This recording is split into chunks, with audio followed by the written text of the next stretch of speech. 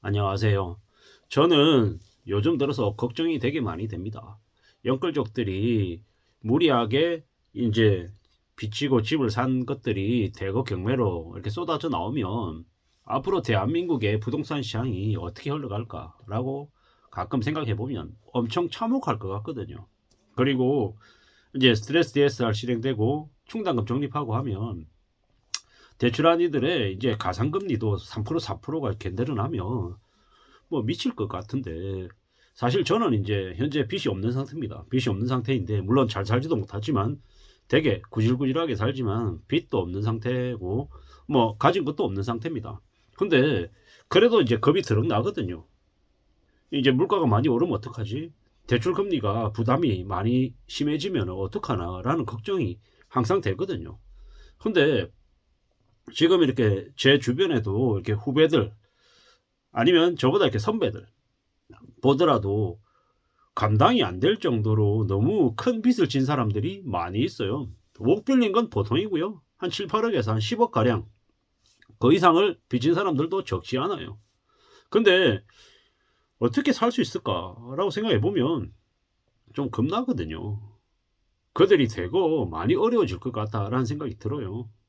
그래서 저는 요즘에 무슨 생각이 더 드냐면 직장 이렇게 열심히 다니고 뭐 투자니 뭐니 안 하는 게 되려 더 잘 되는 길 같다라는 생각이 더 많이 듭니다. 재테크다, 뭐 투자다, 뭐 경제적인 자유, 파이어족 이런 개소리하고 그냥 아예 관련 없이 사는 게 차라리 안전하게 사는 길인 것 같다라는 생각이 요즘 많이 들어요. IMF가 다시 왔다라고 얘기해도 뭐 주변 사람들은 그러려니 하는 것 같습니다. 뭐 당장 주변에 보면요, 아우디 끌고 다니고 벤츠 끌고 다니고 포르쉐가 뭐 되게 비싸다고 하대요.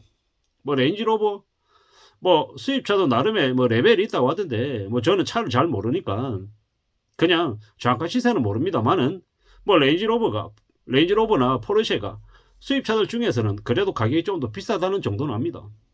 되게 많이 보이는 것 같고 제네시스도 되게 많이 보이는 것 같고요. 신형요. 참 그런 거 보면 야 주변에 부자가 많나 보다. 되게 이제 잘 사는 사람이 많나 보다. 뭐 그런 생각들을 이제 더 하는 겁니다. 겉으로 보면 되게 멋있게 슈트에 아주 이렇게 외모가 이렇게 멋있는 이렇게 사람들도 되게 많죠. 대단해 보입니다. 야 저렇게 살면 참 부러울 게 없겠다. 뭐 그러다가 이제 제 자신을 되돌아보면 참 구질구질하게 살고 되게 갖춘 것도 없고 이 나이 먹도록 뭐 했나라는 생각이 가끔 듭니다. 뭐 전 직장에 있는 동료들 중에 임원으로 승진한 사람 보면 좀 부럽기도 하고요. 나는 왜 이렇게 구질구질하고 이 모양인데 참 저 사람들은 나름 잘 사네? 이런 생각들이 가끔은 듭니다. 근데 이제 저의 이제 2, 3년, 한 3, 5년 이렇게 선배들을 보면 뭐 임원으로 승진한 사람도 있는가 하면 또 상당수는 제2의 인생 2라운드를 이제 개척해 나가야 되는데 그게 잘 안 돼서 되게 힘겹게 사는 사람들도 많습니다.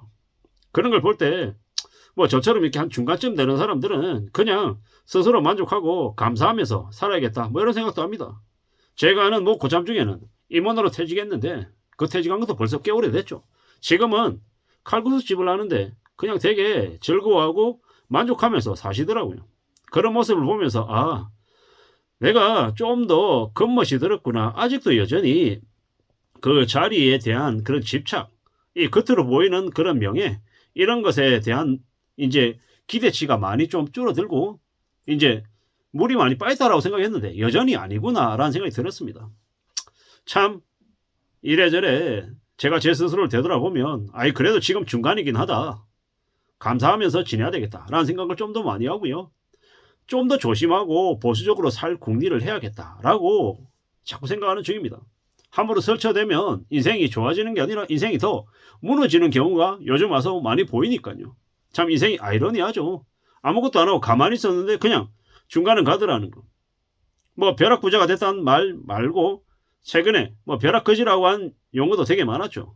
가만히 있었는데 남들하고 비교했을 때 나는 가만히 있었는데 남들이 너무 앞서가니까 내가 뒤쳐졌다라는 그런 느낌을 받을 때 벼락거지라고 표현을 하더라고요.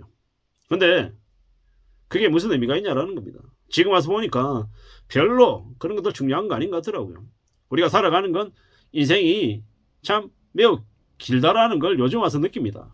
긴 싸움이다라는 생각도 들고요. 시시때때로는 총알바지가 돼가지고 맨 앞에 나서야 되는 경우도 생기겠죠. 힘겨운 싸움을 매일같이 해야 되는 경우도 있을 겁니다. 피하고 싶은 싸움, 좀 서럽다라는 거. 좀 내가 총알바지 인생밖에 안 된다라고 생각하면 되게 좀 별로죠. 근데 그런 상황에서도 살아남고 또 견디고 이런 사람들이 있더라고요. 믿었던 사람에게 배신당하고 뒤통수 맞고 다 잃어버리고 뭐 이런 것들을 이렇게 겪는 사람들은 이 세상이 지옥이구나. 살아남으려면 이 지옥 같은 현실을 견뎌야 되는구나. 뭐 이런 생각들도 하게 될 것 같습니다. 뭐 저도 지난 시간들을 되돌아보면 지난 한 5년이 되게 지옥 같았거든요. 매우 고통스러웠거든요.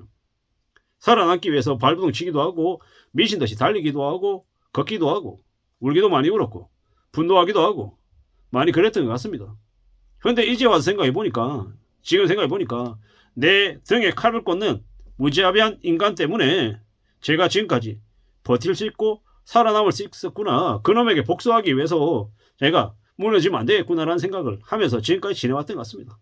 앞으로는 제 자신하고 가족을 위해서 더 열심히 노력하면서 살아야겠구나라고 생각합니다. 물론 중간중간에 시시때때로 좀 잔인하다는 생각을 많이 합니다. 어떻게 금융권들이 건설업체가 아니면 정부가 나서서 청년들에게 3억, 5억씩, 7억씩 빌리라고 조장을 했냐. 그건 사실상 대한민국에 있는 청년들을 다 그냥 구덩이로 늪으로 다 빠뜨린 거하고 똑같다라고 저는 생각합니다. 문재인 정부 때 많은 업적이 있겠지만 적어도 부동산 관련해서 전세자금 대출을 그렇게 많이 해줬던 것 관련해서는 좀 죽을 때까지 잊으면 안 된다라고 생각하고 있고요. 부동산 교란 세력들을 방치했던 그 잘못도 절대로 잊었으면 안 된다라고 생각합니다.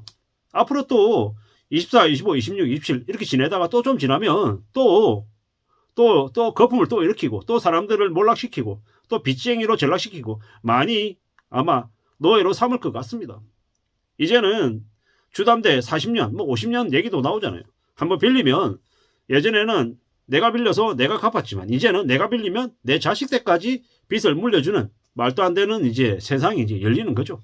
참 무서운 시대입니다. 지금 같은 시기에는 자기 자리 잘 지키고 함부로 뭔가를 하지 않는 아무것도 하지 않는 것 재테크나 부동산이나 차라리 그런 것들하고 아예 그냥 거리를 두고 지내는 것 이게 차라리 더 안전할 수 있는 길인 것 같습니다.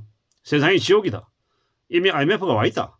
살아남으려면 지옥 같은 이 현실을 견뎌야 된다. 뭐 그런 생각으로 우리는 항상 눈빛을 강하게 가지고 있대.